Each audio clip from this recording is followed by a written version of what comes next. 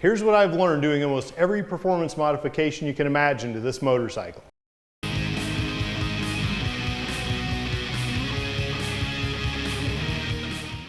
Before you turn your motorcycle into a reverse ATM like I have, here's all the performance modifications and where you get your most value. The value of the performance modification is going to depend on what you really want to do with your machine. I've had this motorcycle in about every environment you can imagine. It's been on drag strips, land speed events like the Texas Mile, canyon carving like the Rocky Mountains, racetracks like Circuit of the Americas, and this is the motorcycle I broke the coast-to-coast motorcycle record years ago. These modifications are also going to depend on how handy you are with a wrench, how much your budget is, considerations like warranty, and again, what you want to use it for. This is the spreadsheet I've created to track these different modifications, what benefit they give us, and then at the end of the video, I'll go through and evaluate them based on a bang for buck of how much you spend and what it gains you. So this item, this is a mods, stock, you can see we have the weight, the power, and the power to weight ratio. So for the stock, we started out with a curb weight of 455.3.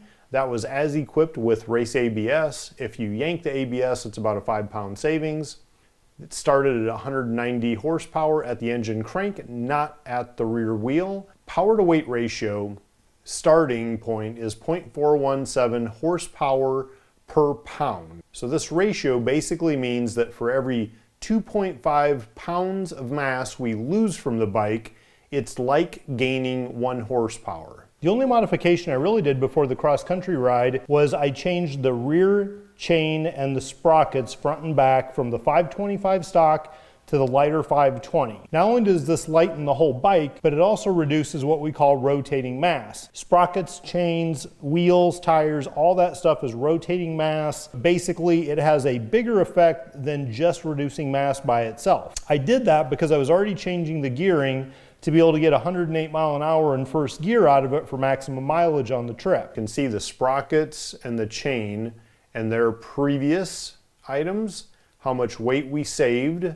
the total mod savings, and then what the new curb weight is.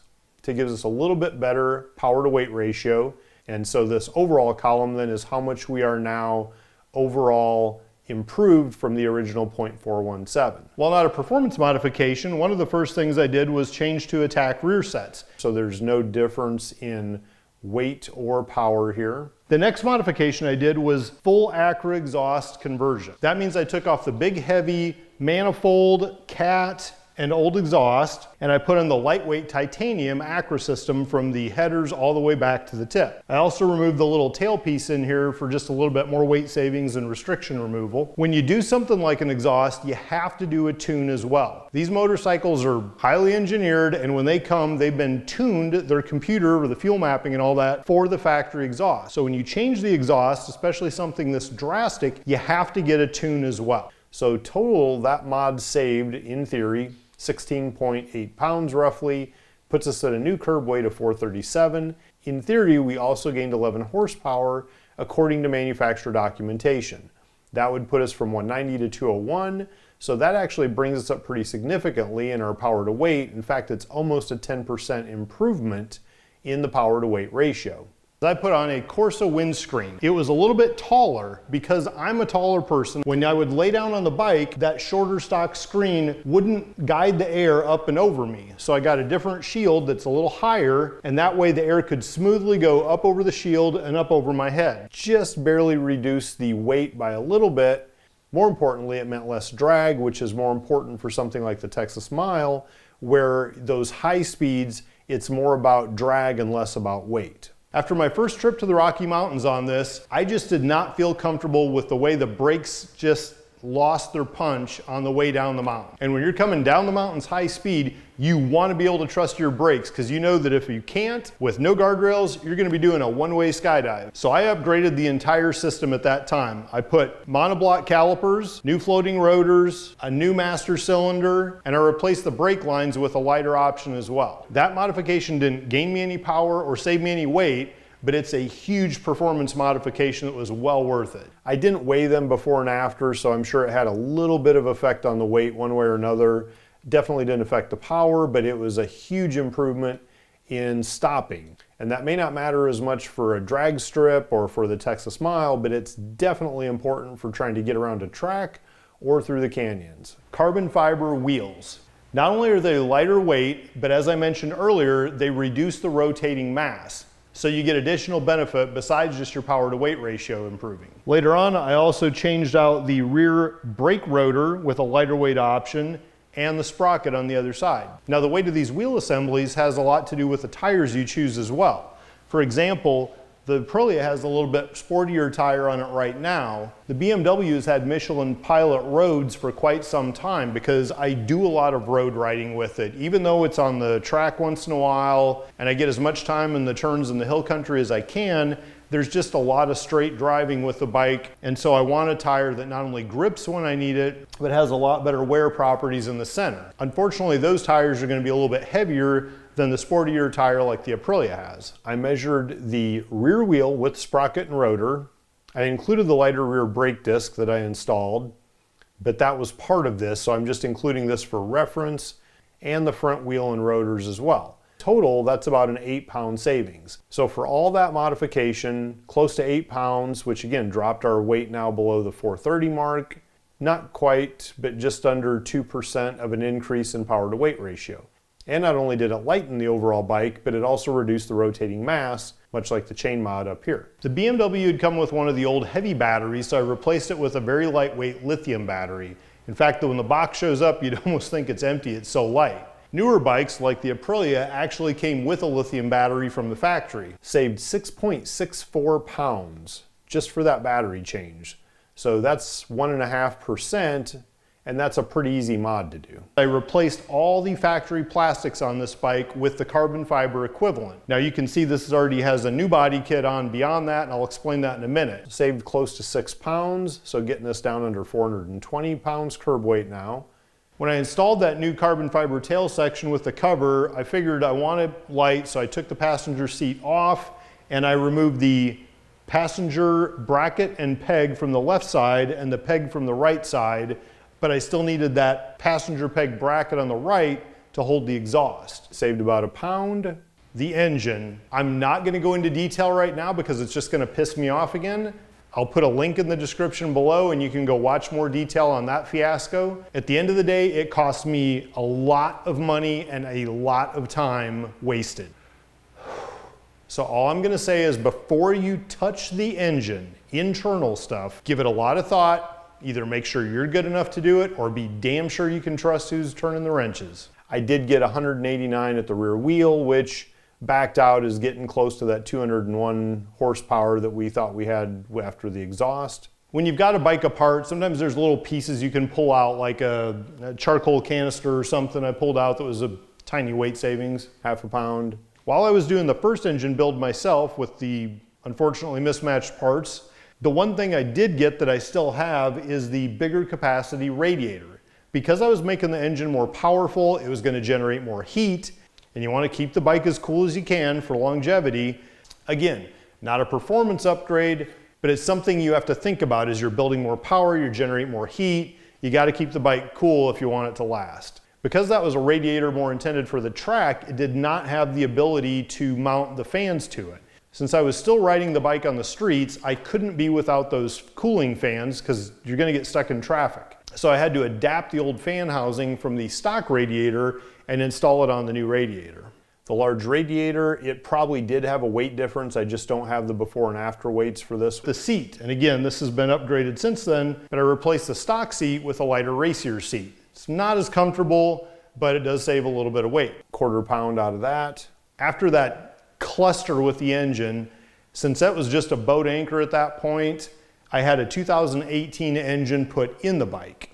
That meant not only an engine, but all the electronics, wiring, and everything had to be converted to the 2018. Along with the newer engine with more power, I also got little creature comforts like heated grips and cruise control, which honestly I never really thought had a place on a sport bike, but they're kind of nice. In addition to that, the really cool thing I got with it is not only the shift assist for upshifting, but I also have the downshift blipper on this bike now. With that engine came a new tune specific for the system as it was today with a little bit more power. Dynoed at 197 horsepower at the rear wheel, which means about 209 horsepower at the crank, so we picked up about 8 horsepower on that mod. Because I was going to Colorado almost every year and doing a little bit more track work, the next mod was the suspension. Now when I converted to an 18 setup, I could have went with electronic suspension. However, I just preferred to stick with a good set of Öhlins. We actually gained more weight with that rear shock than what I saved with the front forks. So we picked up a little over half a pound. It's a trade-off because it made such an improvement in handling, getting around the track or the mountains, that it was worth picking up a fraction of a pound. The next thing I did was replace the big heavy passenger peg bracket back here for the exhaust and replaced it with a carbon fiber version. Fraction of a pound. I'd always tried to keep the bike street legal. In other words, still have lighting and a plate and everything else. For this year's Texas Mile, I pulled out all the stops though. I got a shorter, lighter subframe with a one-piece carbon tail, no cap on it, no lights, no blinkers, no plate. This small piece of foam is the seat on this. Not as comfy as the original, but that's fine. I got rid of the headlights and I've just got the one big front piece and the one lower piece. So you eliminate several fasteners as well. It's more aerodynamic because you don't have any spots where the headlights can jack with the wind flow. It's got its own lightweight shield that's still positioned high enough for me so the air comes up and over me. Saved close to 10 pounds. For the Texas Mile, what's almost more important is less drag. And it was pretty obvious as it was really picking up some good speed in that second half. Let's check the work. So I've used 2 scales and it reads 199.2 and 196. Now in addition to that, for full curb weight, we want to make sure that it includes a full tank of gas. And since the light had just come on the track last time, I know that I've got about 1 gallon left, which means about 3.6 gallons, and it's roughly 6 pounds a gallon.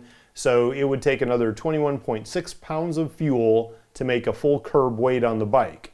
That means that the total curb weight of this bike is 416.8 pounds. Now that is a little bit different than the 405.6 that we got theoretically here. So maybe we did pick up a little bit more weight with things like the 18 engine or the larger radiator or all the brake parts. So if we want to figure the dry weight of the bike, that's 46.2 pounds of fluids. So if we back that out, that means that the dry weight of this bike is now 370.6 pounds. We're pushing 25% increase or improvement in our power to weight ratio from the original 0.417 to now being over 0.5. Now what you really want to know, let's get over to what's it going to cost me and how much good is it going to do.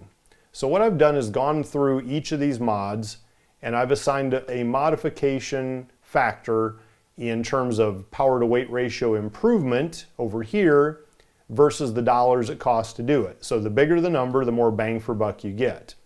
Number 1 is the lithium battery. Almost 6.5 pounds and had a 1.57% power to weight improvement, which gives it a factor of 5.23. Now I realize $300 isn't nothing, but in the big picture of these modifications, that's pretty inexpensive to get such a drastic improvement in our power to weight ratio. Number 2 on the list is the Akron Race Tune. Now that modification is $3,000 and it depends on what tune you get. That's not cheap by any stretch, I realize that.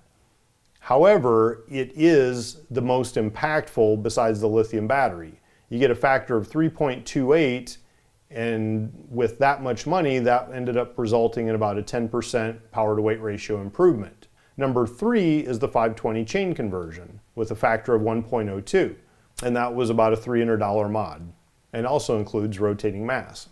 Now if we go down to number 4 with all the race body stuff, it is currently ranked 4 with a factor of 0.95. However, you have to remember that was done in comparison to the previous carbon fiber body pieces that replaced the factory plastics. If I would have done this race body compared to the stock plastics, that actually would have made this a 1.52 and would have made it probably more like number 3. It was $2,500 for this particular one, but it is pretty impactful. 5 on the list would be that little carbon fiber exhaust bracket, $150, pretty cheap, has a little bit of weight savings associated with it. Next would be the carbon fiber wheels with a factor of 0.44. You get not only a reduced weight, but you also get less rotating mass. That mod was around $4 grand. And for the Aprilia, it made even less impact because the forged wheels that came on the Aprilia are lighter than the cast wheels on the BMW. 7 would be the 18 engine conversion. It was a very expensive mod, but that's because the old engine was garbage and I had to replace the whole thing and all the electronics and everything that came with it. It's a big investment. This is where generally you would look at it and say, it's pointless to spend 12.5 grand on a new engine for this bike. I'm better off to just trade this bike out and just go buy an 18 bike. Even though it wasn't the smart financial move, I'm attached to the bike. It's the one I broke the record with, so I wanted to keep it. And to me, I also had all these other mods that I'd done to the bike, so I really didn't want to have to recreate it and rebuild it on a new one. So to me, in my own cross-wired way, it actually made more sense to just invest this and build the bike that I want. The next one would be the original carbon fiber body panels, the factor of 0.3.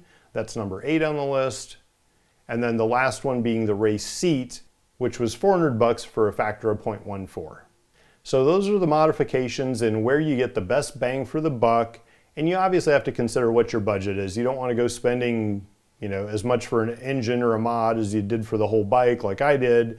But this does just kind of give you an idea of how they compare against each other in terms of what value you're getting for your money. Subscribe to my YouTube channel below and let's celebrate turning fuel and air into adrenaline.